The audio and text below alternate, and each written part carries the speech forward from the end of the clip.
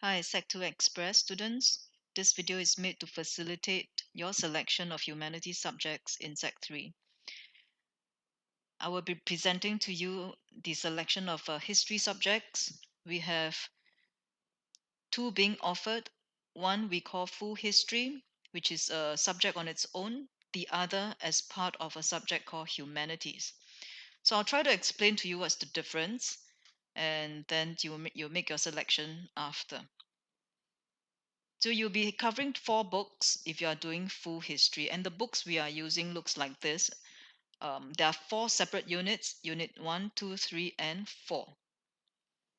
So let's take a look at if you are taking full history, what will you be doing? Full history will be doing all four books, Units 1, 2, 3, and 4. And you will have a total of 6 periods in 2 weeks. You will have 4 books in total.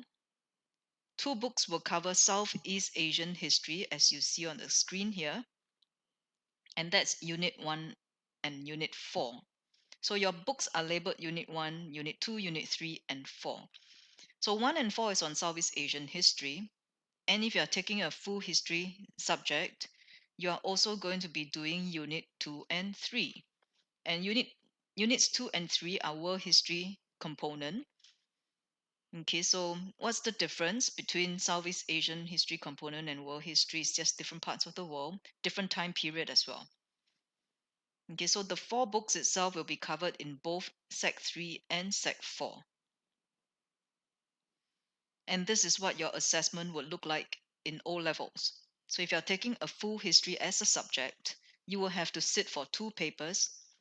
Each paper is 50%, and the papers will comprise of paper 1 will comprise of Unit 1 and 2. Unit 1, as we have discussed earlier, is on Southeast Asia. Unit 2 is Modern World. So that will be paper 1, and paper 2 will have 2 books as well. Unit 3 again is a Modern World book, and Unit 4 is Southeast Asia. Okay, that will be paper 2. So in O levels, you'll be taking 2 separate papers, paper 1 and paper 2.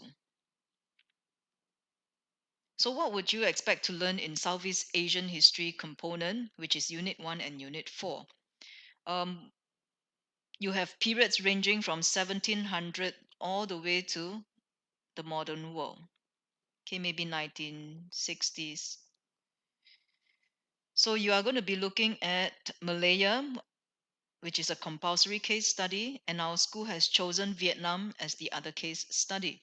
You'll be looking at reasons for European interest and expansion in Southeast Asia. So basically, why did the European powers wanted to colonize Southeast Asia? How did we respond to it? And will we positively or negatively impact by colonial rule in Southeast Asia? Okay, so this primarily will be your Unit 1.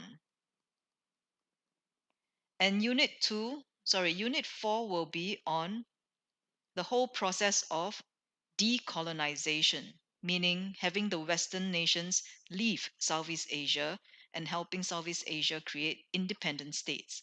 And that will be in book 4.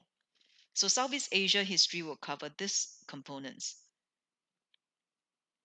Full history students will also do book 2 and book 3, which is world history component. World history component basically starts from 1900s. So we will be looking at the impact of World War One, the rise of communist Russia and Nazi Germany, and the impact in between the war years. We were also going to be looking at World War II in Europe and the Pacific. That will be book 2. And in book 3, which you will do in Sec 4, the entire book will cover the whole aspect of Cold War in Europe and Cold War outside of Europe. Okay, so that will be modern world history. So full history students, the requirement of each of your paper, which you will take to both paper 1 and paper 2, each paper will have 2 sections. Section A will be some source-based skills. some of which you have already picked up in Sec 2, such as inference, compare and contrast. Of course, in Sec 3 and 4, you will be seeing higher order skills, different question types. Section B will be 2 essay questions in which you have to complete both Part A and Part B. So together it makes up 50 marks for each paper. So that's for full history. If you don't intend to take full history and you prefer to take half of a subject, which is called humanities. Okay, so if you're taking humanities history, you only have 3 periods in 2 weeks. And for those taking humanities history, the only component you are covering will be book 2 and 3.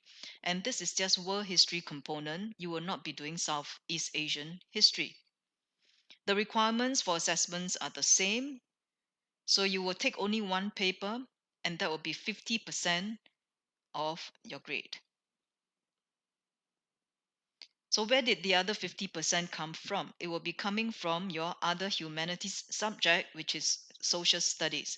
Social studies is compulsory. It will be your paper 1, and your history will be paper 2. So together they make up 100%. Okay, so those taking humanities history, that means history as half of a subject, this is what it will look like. And of course, because humanities is a compulsory subject, if you do not wish to choose history, there are other combinations for you to pick. You can either do social studies, geography, social studies, literature, or social studies, history.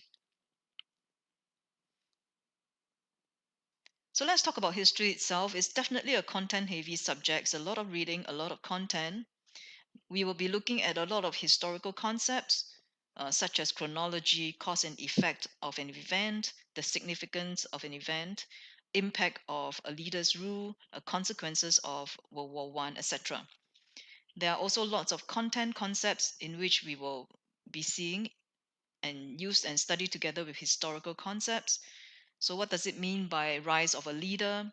What does it mean by defeat of a country in a war? So, we'll be looking at some of these in greater details if you are intending to take history. And of course, we have source based question skills, and skills mastery is very crucial to the understanding of this subject.